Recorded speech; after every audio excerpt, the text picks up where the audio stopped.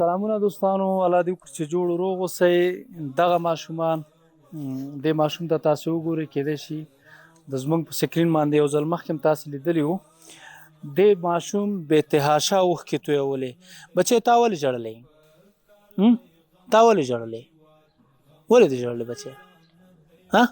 ولې دې ژړلی؟ ته ما ته ووایه، ولې دې ژړلی؟ ولې دې ژړلی تا؟ کور کې مې شی نه و ځکه دې ژړلی؟ اوس دا خوشحاله شوې؟ خوشحاله شوې؟ وخانده، دلته ما ته راوګوره، وخانده. دا هغه ماشومانو دوستانو چې د دوی په مخونو باندې بلا اوښکې وې. دا هغه مورکۍ د دغه بل زوی دی، یو دوه وړې لورګانې هم دي، خو هغه نشته دي، چېرته تللی دي، کاغذونو پسې که چېرته تللی دي. دا یتیمان دي دوستانو، ښه یتیمان دي. د دوی داسې څوک نشته چې د دوی په سر باندې لاس کېږدي یا د دوی سرپرستي په غاړه واخلي.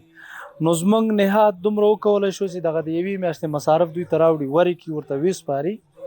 نور په تاسو باندې غږ کوم دوستانو چې د دغوی په سر باندې لاس کېږدي. دا یتیمان دي، د دوی پالنه وکړئ، که نه الله تعالی به ورځ په محشر باندې زموږ او ستاسو نه پوښتنه کوي.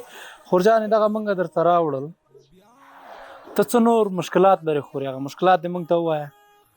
زه خو اوس مې یو ورور په غاړه یم، هغه ورور زما دې بچو د هر څه پالنه کوي، خو داسې مې ورور هم بېوسه دی، هسې څه نه لري. زه ستاسو نه د الله نه غواړم، ستاسو نه غواړم چې زموږ سره لږه مدد وکړئ، مرسته وکړئ، زموږ د دې وړو بچو دپاره لږ موږ سره څه کومک وکړئ. ستاسو نه دا غواړم ورور. خورجانې ما په هغه ویډیو کې لیدلي وو، هېڅ اسره نشته دی. ویډیو کې ما لیدلي وو ته د خلکو کورونو کې ځې رنګ کوې، د چونه رنګ کوې، دیوالونه رنګې. څو روپۍ درکوي درته؟ په همغه ورځ چې دې وراله، په همغه ورځ ما په 50 روپۍ یو کوټه رنګ کړل. 50 افغانۍ مې باندې یوه کوټه، یو دالې، داسې مخه 50 روپۍ باندې ما رنګ کړل. ټوله ورځ لګیا یې ورسره؟ هو همغه چې دې وراله همغه وخته پورې زه بوخته وم. بچي مې را سره همغه کور کې لید په لید 50 روپۍ درکړې. دوستانو دا ډېر زیات درد لري چې یوه سیاسره یوه خور د یو چا کور ته ځي، برش په لاس کې اخلي، دغه کور کې دیوالونه رنګوي. دا ډېر سخت درد لري، که نه خپل کور دې مې بیا هم بلا ورپسې، خو د بل چا کور ته چې ځي رنګ و برش په لاس کې اخلي، دیوالونه رنګوي، دا ډېر زیات درد لري. دغه دوستانو دغه ماشومان دي، یتیمان دي، زموږ او ستاسو مسؤلیت جوړېږي چې د دغوی په سر باندې لاس کېږي او د دوی د تعلیم په برخه کې دوی ته کار وکړو، د روزنې په برخه کې دوی ته کار وکړو، د دوی آینده ښه سالم آینده باید وسنجو. دغه موږ راوړو خورجانې، هغه چا چې درته رالیږلي دي، زموږ نهاد ته، زموږ ټول ټیم ته، ټولو مسلمانانو ته دعاګانې کوم. بل طرفه ورکړي، ډېره که موږ سره په 1% کې الله دې په 10 چونده ورکړي، دې په بدله الله دې ډېره ورکړي. خیر اوسې دوستانو. دا یو ځل بیا در باندې غږ کوم، لمر لګېږي مخامخ سترګو باندې،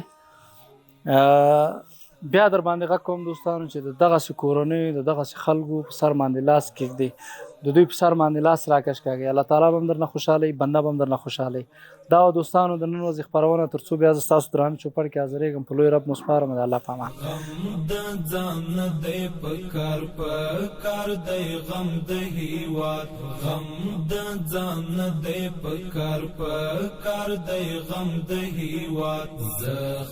زخمي وجودي ښه درملنه غواړي، زخمي وجودي ښه درملنه غواړي. اوس دا خدمت